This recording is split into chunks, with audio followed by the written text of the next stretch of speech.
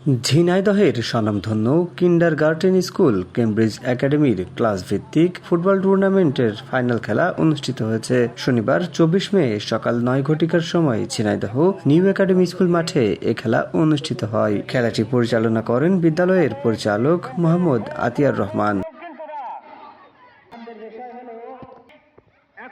ফাইনালে অংশগ্রহণ করে চতুর্থ শ্রেণী একাদশ ও পঞ্চম শ্রেণী একাদশ। এতেই সম্পূর্ণ সময় অতিবাহিত হলে দুই দলের কোনো গোল না হওয়ায় ১০ মিনিটের অতিরিক্ত সময়ে খেলা গড়ায়। এতেও গোলশূন্য হয়। পরে টাইব্রেকারে আবারও ম্যাচ ড্র হলে সাডেন ডেতে খেলা গড়ালে চতুর্থ শ্রেণীর পঞ্চম শ্রেণীকে হারিয়ে চ্যাম্পিয়ন হওয়ার গৌরব অর্জন করে। এ খেলায় ম্যাচ সেরা নির্বাচিত হন চতুর্থ শ্রেণীর রিয়াদ।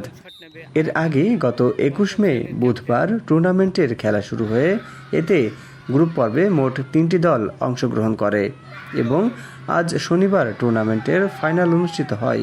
এ সময় পুরস্কার বিতরণকালে প্রধান অতিথি হিসেবে উপস্থিত ছিলেন বাংলাদেশ কিন্ডারগার্টেন অ্যাসোসিয়েশনের প্রশিক্ষণ সম্পাদক গোলাম মোস্তফা চঞ্চল, বাংলাদেশ কিন্ডারগার্টেন অ্যাসোসিয়েশনের ঝিনাইদহ শাখার সভাপতি শাহিনুর আলম লিটন, সাধারণ সম্পাদক বজলুর রহমান সহ সংশ্লিষ্টরা। খেলাটির সম্পূর্ণ পরিচালনা করেন স্কুলের পরিচালক মোহাম্মদ আতিয়ার রহমান। ধারাভাষ্যকার হিসেবে ছিলেন বিদ্যালয়ের ধর্মীয় শিক্ষক হযরত মাওলানা আশরাফুল আলম বারকাতি।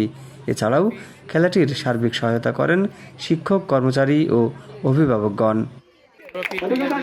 আমাদের প্রধান অতিথি চঞ্চল ভাই, লিটন এবং